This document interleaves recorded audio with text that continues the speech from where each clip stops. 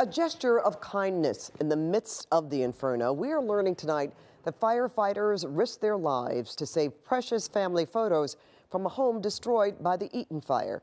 And KCAL's Nicole Comstock is live in Pasadena with that story. Evening, Nicole. Good evening, Pat. And you know, people always say that we can replace all of the things that you might lose in a fire. But the truth of that is that some belongings we just can't replace, like treasured pieces of our family history. Those photos, those old photos that aren't backed up or stored on a cloud server somewhere.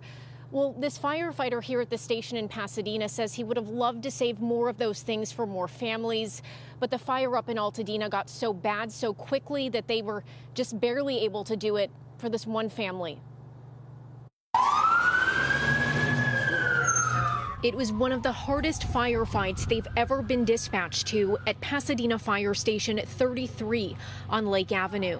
Majority of the night, it felt like we were in a position of defeat. Rich Garcia was one of the first firefighters to get to the Eaton Fire when 100-mile-per-hour winds were gusting out of the San Gabriel Mountains, shooting embers over a mile away, burning down thousands of homes in Altadena and Pasadena. I realized that this house wasn't going to be there much longer. Unfortunately, it was too late to save this home, but Garcia recognized there was still enough time to make a difference. So he went back into the home with his colleague, Jonathan Gonzalez, to see what they could salvage. So we ran to the garage, grabbed some ice chest, just filled them up with some belongings. So we left in the driveway in hopes that, you know, when they return, the ice chest would be there. And by some miracle, it was. What? What? Oh my God! La foto de la familia de Navidad. Oh my God! Mi novia. Oh my God! You can hear their hearts pouring out. Clara and her mother Maria, when they found these treasured pieces of their family's history, wedding photos, childhood photos with their family in Cuba.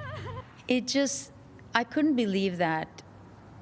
Who had done that? Like, who was in the house? Obviously, a firefighter must have been, but I knew the pressure that they were in because I had been watching the news all night.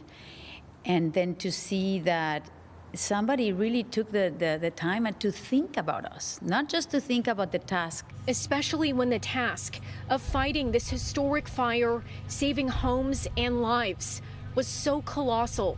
That was just so moving. So we want to know immediately, like, who were these angels that were here? It turns out Garcia also wanted to know whose home he was in.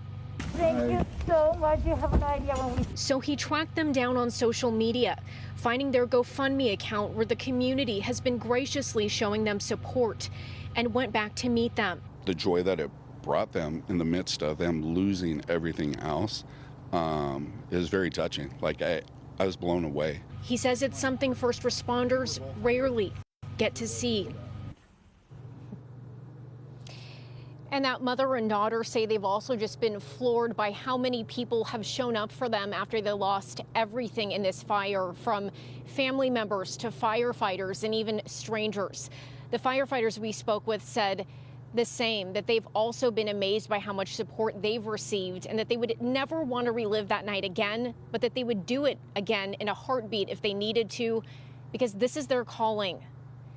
Reporting in Pasadena, Nicole Comstock, KCAL News. Nicole, thank you.